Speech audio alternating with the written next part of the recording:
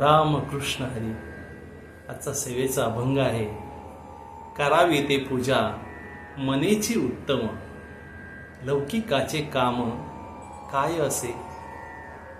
कळावे तयासी कळे अंतरीचे, कारण ते साचे साच अंगी. अतिशया अंती लाभ किंवा घात, फळ देते चित्त बीजायचे.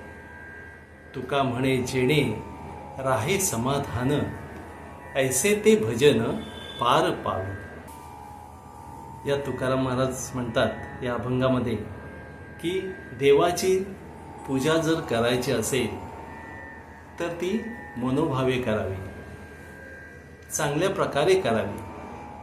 तेथे उगाचच पूजेचे साहित्य वगैरे ठेवून पूजा करायचा लौकिक दाखवायचे, त्याचा काय उपयोग आहे.